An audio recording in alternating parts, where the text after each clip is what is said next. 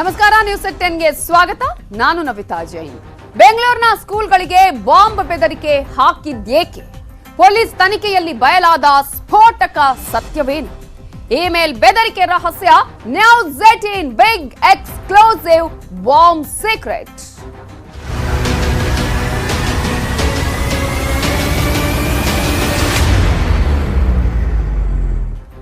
ಬೆಂಗಳೂರಿನ ಶಾಲೆಗಳಿಗೆ ಬೆದರಿಕೆ ಬಂದ ಹಿನ್ನೆಲೆಯಲ್ಲಿ ಸೈಬರ್ ಕ್ರೈಮ್ ಹಾಗೂ ವಿಶೇಷ ತಂಡಗಳಿಂದ ತನಿಖೆ ತೀವ್ರಗೊಂಡಿದೆ.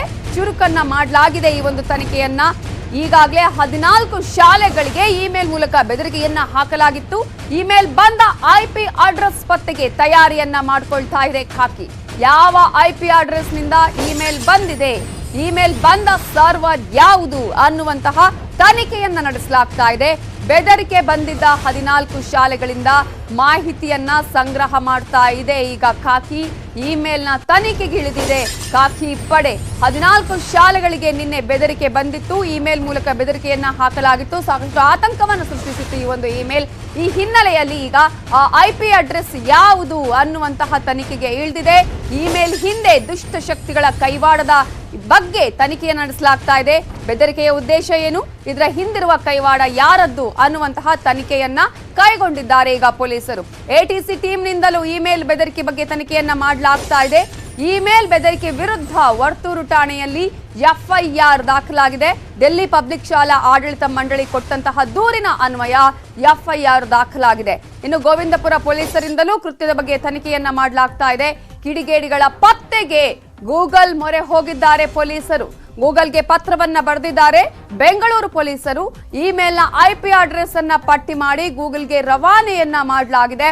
ಹಾಗಾದ್ರೆ ಇದರ ಹಿಂದೆ ಇರುವವರು ಯಾರು ಅನ್ನೋದ್ರ ಬಗ್ಗೆ ಡೀಟೇಲ್ಸ್ ಪಡ್ಕೊಳ್ಳುವಂತಹ ಪ್ರಯತ್ನ ಪೊಲೀಸರಿಂದ ಆಗ್ತಾ ಇದೆ. ಏನೇನು ತನಿಖೆ ಇಲ್ಲಿವರೆಗೂ ಕೂಡ ನಡೆದಿದೆ, ಯಾವ ರೀತಿಯಂತಹ ತನಿಖೆ ನಡೀತಾ ಇದೆ ಅನ್ನೋದ್ರ ಬಗ್ಗೆ ಇನ್ನಷ್ಟು ಡೀಟೇಲ್ಸ್ ಕೊಡೋದಕ್ಕೆ ನಮ್ಮ ರಿಪೋರ್ಟರ್ ಮಂಜುನಾಥ್ ಚಂದ್ರ ಈಗ ನೇರ ಸಂಪರ್ಕದಲ್ಲಿದ್ದಾರೆ. ಮಂಜುನಾಥ್, ಈಗಾಗಲೇ 14 ಶಾಲೆಗಳಿಗೆ ಬೆದರಿಕೆ ಬಂದಂತಹ ಹಿನ್ನೆಲೆಯಲ್ಲಿ ಯಾವ ರೀತಿಯ ತನಿಖೆ ನಡೀತಾ ಇದೆ? ಪೊಲೀಸರು ಯಾವ ರೀತಿಯಾಗಿ ತನಿಖೆಯ ಬೇರೆ ಬೇರೆ ರೀತಿಯ ಆಂಗಲ್ ಗಳನ್ನ ಹುಡುಕ್ತಾ ಇದ್ದಾರೆ?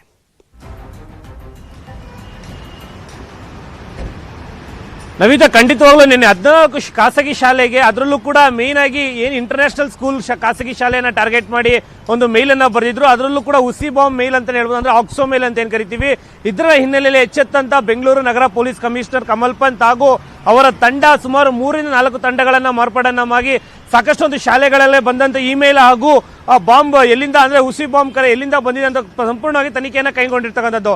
ಸದ್ಯಕ್ಕೆ ಏನೊಂದು ಸೈಬರ್ ಸೆಲ್ ನೇತೃತ್ವದಲ್ಲಿ 3 ತಂಡಗಳನ್ನ ರಚಿಸಿ ಪ್ರತಿಯೊಂದು ಬೆಂಗಳೂರು ಗ್ರಾಮಾಂತರ ಆಗಿರ್ಬೋದು, ಬೆಂಗಳೂರು ನಗರದಲ್ಲಿ ಆಯಾ ಶಾಲೆಗಳಿಗೆ ಭೇಟಿಯನ್ನ ನೀಡಿ ಸಾಕಷ್ಟು ಮಾಹಿತಿಗಳನ್ನ ಕಲೆ ಆಗ್ತಾ ಇರ್ತಕ್ಕಂಥದ್ದು.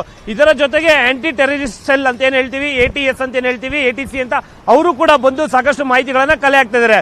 ಸದ್ಯಕ್ಕೆ ಇದನ್ನ ಯಾರು ಮಾಡಿದ್ದಾರೆ, ಯಾರು ಮಾಡಿಲ್ಲ, ಅಥವಾ ಸ್ಟೂಡೆಂಟ್ಸ್ ಎಕ್ಸಾಮ್ಗೋಸ್ಕರ ಮಾಡಿದಾರ, ಯಾಕೆ ಇಂಟರ್ನ್ಯಾಷನಲ್ ಸ್ಕೂಲ್ ಅನ್ನೇ ಟಾರ್ಗೆಟ್ ಮಾಡಿದ್ರು, ಎಲ್ಲ ಆಯಾಮದಲ್ಲಿ ಕೂಡ ಪೊಲೀಸರು ಮಾಹಿತಿಗಳನ್ನ ಕಲೆ ಆಗ್ತಾ ಇರ್ತಕ್ಕಂಥದ್ದು.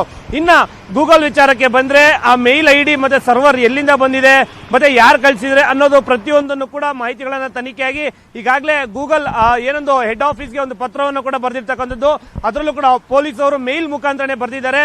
ಈ ಮೇಲ್ಗಳು ಎಲ್ಲಿಂದ ಬಂದಿದೆ, ಯಾವ ವೆಬ್ ಇಂದ ಬಂದಿದೆ, ಜೊತೆಗೆ ಅದಕ್ಕೆ IP ಅಡ್ರೆಸ್ ಏನೇನು ಎಲ್ಲ ಮಾಹಿತಿಗಳನ್ನ ಕೋರಿ ಒಂದು ಪತ್ರವನ್ನು ಬರೆದಿರ್ತಕ್ಕಂಥದ್ದು. ಜೊತೆಗೆ ಟೈಮಿಂಗ್ ಸಮೇತ, ಯಾಕಂದ್ರೆ ಒಂದೊಂದು ಶಾಲೆಗೆ ಒಂದೊಂದು ಟೈಮಿಂಗ್ 5 ರಿಂದ 10 ನಿಮಿಷ ವ್ಯತ್ಯಾಸಗಳಲ್ಲಿ ಮೇಲ್ಗಳು ಹೋಗಿರ್ತಕ್ಕಂಥದ್ದು. ಸದ್ಯಕ್ಕೆ ಪೊಲೀಸರು ಮಾತ್ರ ಬೆನ್ನು ಬಿಡದೆ ಎಲ್ಲಾ ಶಾಲೆಗಳಿಗೂ ಕೂಡ FIR ಮಾಡಲು ಮುಂದಾಗಿದ್ದಾರೆ. ಈಗಾಗಲೇ ವರ್ತೂರಲ್ಲಿ ಒಂದು FIR ದಾಖಲಾಗಿರ್ತಕ್ಕಂಥದ್ದು. ಜೊತೆಗೆ ಇನ್ನ ಗೋವಿಂದಪುರ ಆಗಿರ್ಬೋದು, ಹೆಣ್ಣೂರು ಆಗಿರ್ಬೋದು, ಅಥವಾ ಹೈಗ್ರೌಂಡ್ಸ್ ಪೊಲೀಸ್ ಠಾಣೆ ಲಿಮಿಟ್ಸ್ ಆಗಿರ್ಬೋದು, ಅಲ್ಲೂ ಕೂಡ FIR ದಾಖಲಾಗುವಂತ ಸಾಧ್ಯತೆಗಳಿದೆ. ಈಗಾಗಲೇ ಏನೊಂದು ಪ್ರತಿಯೊಂದು ಶಾಲೆ ನಡೆಸಬೇಕಾದ್ರೆ ಕಮಿಟಿ ಅಂತ ಏನಿರ್ತಾರೆ, ಆ ಕಮಿಟಿ ಒಂದು ತೀರ್ಮಾನದ ನಂತರ FIR ಗಳನ್ನು ದಾಖಲಿಸುವಂತದ್ದು ಕೂಡ ಮುಂದಾಗಿರ್ತಕ್ಕಂಥದ್ದು.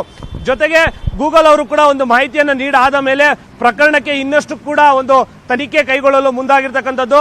ಇನ್ನು ಈಗ ಸದ್ಯಕ್ಕೆ 3 ತಂಡ ಏನಿದೆ, ಸೈಬರ್ ಸೆಕ್ಯೂರಿಟಿ ಸೆಲ್ ಅಂತ ಏನ್ ಹೇಳ್ತೀವಿ, ಅವರು ಒಂದು ವಿಚಾರಣೆ, ಅಂದ್ರೆ ಈಗ ನಾವೇನ್ ನಿಂತಿದ್ದೀವಿ ಆಡುಗೋಡಿ, ಇಲ್ಲಿ ಸೈಬರ್ ಸೆಕ್ಯೂರಿಟಿ ಸೆಲ್ ನ ಹೆಡ್ ಆಫೀಸ್ ಇರೋದ್ರಿಂದ, ಅಂದ್ರೆ ಕಮಿಷನರ್ ಆಫೀಸ್ ಅಲ್ಲಿ ಸ್ಟೇಷನ್ ಇರೋದು ಸೈಬರ್ ಸೆಕ್ಯೂರಿಟಿ ಸೆಲ್, ಅಂದ್ರೆ ಪ್ರತಿಯೊಂದು ಟೆಕ್ನಿಕಲ್ ವ್ಯವಹಾರ ನಡೆಯೋದು ಇಲ್ಲೇ.